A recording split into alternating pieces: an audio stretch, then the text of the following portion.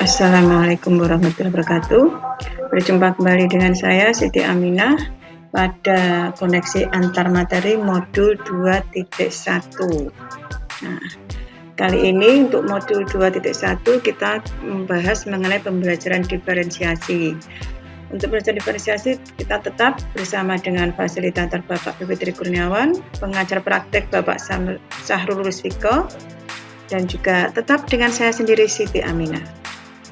Pembelajaran diferensiasi adalah serangkaian keputusan masuk akal yang merupakan usaha guru untuk menyelesaikan proses pembelajaran di kelas guna memenuhi kebutuhan belajar individu murid.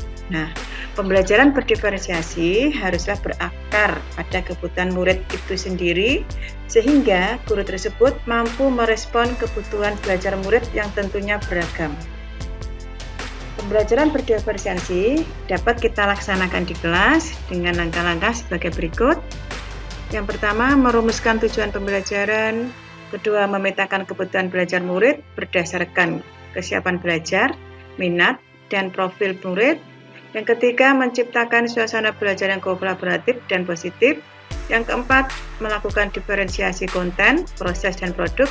Yang kelima, melakukan penilaian berkelanjutan atau biasa kita sebut dengan ongoing assessment.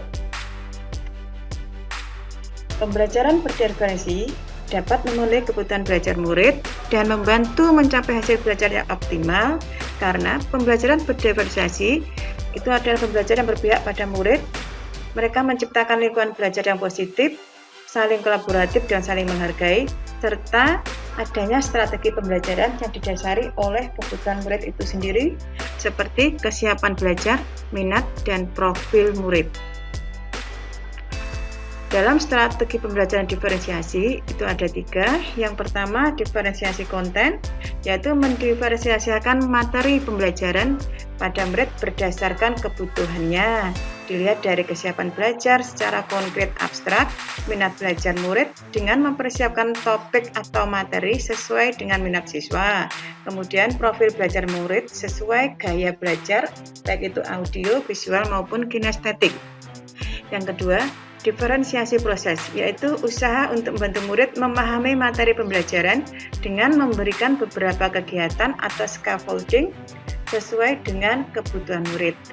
Yang ketiga, diferensiasi produk. Nah, ini produknya ini bisa berupa tagihan atau hasil yang diharapkan dari murid setelah proses pembelajaran, baik itu berupa hasil tes, presentasi, atau diskusi, pertunjukan, pidato, diagram, dan lainnya yang mencerminkan pemahaman murid dari tujuan yang diharapkan dalam pembelajaran. Dalam pembelajaran berdiferensiasi, terlebih dahulu kita mengidentifikasikan kebutuhan murid, yaitu kesiapan belajar murid.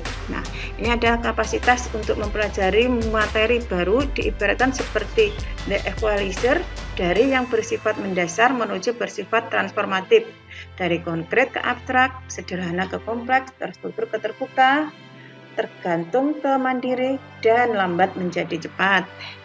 Yang kedua adalah minat belajar, yaitu mencari kecocokan antara minat murid dengan tujuan pembelajaran. Kita koneksikan berarti kita tunjukkan koneksi antar materi pembelajaran. Kita jembatani yaitu menjembatani pengetahuan awal dengan pengetahuan baru. Dan kemudian kita memotivasi yaitu yang memungkinkan timbulnya motivasi murid untuk belajar. Profil belajar yaitu mengidentifikasikan lingkungan belajar, misalnya terkait dengan suhu ruangan, tingkat kebisingan, jumlah cahaya, kemudian bisa juga pengaruh budaya dari santai ke struktur, pendiam ke ekspresif, personal ke interpersonal, gaya belajar murid maupun kecerdasan majemuk. Selanjutnya, setelah kita tahu mengenai pembelajaran diferensiasi, kita koneksikan dengan modul-modul yang telah kita pelajari. Yang pertama, filosofi KHD. Yang kedua, nilai dan peran guru penggerak. Yang ketiga, visi guru penggerak. Yang keempat, budaya positif. Menurut filosofi KHD, bahwa pembelajaran itu berpihak pada murid dengan tujuan endingnya yaitu mewujudkan profil pelajar Pancasila.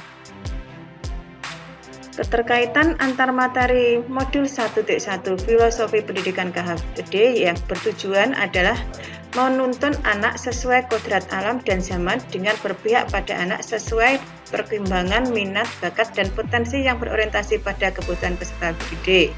Nah, pembelajaran berdiferensiasi bertujuan memberikan pembelajaran yang berfokus pada pemenuhan kebutuhan belajar murid yang beragam dengan cara memetakan kebutuhan murid sesuai kesiapan belajar, minat belajar, dan profil belajar murid.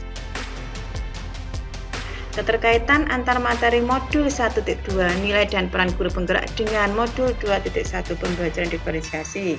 Nah, ini modul 1.2 membahas mengenai nilai guru penggerak yang terdiri dari mandiri, reflektif, inovatif, kolaboratif, dan berpihak pada murid. Selain itu, guru penggerak juga memiliki peran meliputi menjadi pemimpin pelajaran, menggerakkan komunitas, menjadi coach bagi guru lain, mendorong kolaboratif antar guru, dan mewujudkan kepemimpinan murid. Pembelajaran berdiferensiasi dapat mewujudkan merdeka belajar bila guru penggerak telah memiliki nilai guru penggerak dan menerapkan peran guru penggerak dengan cara memahami kebutuhan belajar murid dan menciptakan pembelajaran yang sesuai dengan kebutuhan murid yang beragam. Keterkaitan antara visi guru penggerak dengan pembelajaran diferensiasi. Visi guru penggerak adalah mewujudkan pembelajaran yang berpihak pada murid dan menciptakan perubahan positif di sekolah. Pembelajaran diferensiasi, maka guru penggerak harus mampu berkolaborasi, mengidentifikasi kekuatan yang dimiliki oleh sekolah maupun murid sehingga mampu mendukung terwujudnya visi dan mendukung perkembangan murid berdasarkan pemetaan kebutuhan murid. Keterkaitan antara budaya positif dengan pembelajaran diferensiasi.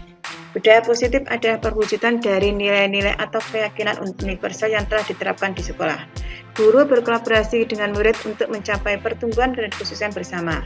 Adanya tanggung jawab masing-masing, membentuk dan menciptakan kelas yang efektif. Guru sebagai pemimpin kelas memiliki peran sangat penting dalam mengembangkan lingkungan belajar yang positif. Lingkungan belajar yang positif tersebut mendukung diferensiasi pembelajaran yang dibangun dengan menerapkan budaya positif, sehingga murid merasa nyaman dan dihargai dan lebih termotivasi untuk belajar, sehingga mereka akan lebih terbuka untuk menerima pembelajaran diferensiasi. Dari koneksi antar materi ini, maka dapat kita simpulkan pembelajaran diferensiasi erat kaitannya dengan filosofi pendidikan, yaitu berpihak pada murid. Nilai dan peran guru penggerak merupakan komponen utama dalam mewujudkan pembelajaran berdiferensiasi. Melalui visi guru penggerak, maka murid dengan kebutuhan belajarnya yang beragam akan terlayani dengan baik, sehingga mewujudkan budaya positif di sekolah. Terima kasih, mohon maaf bila ada salah kata. Salam sehat dan bahagia. Assalamualaikum warahmatullahi wabarakatuh.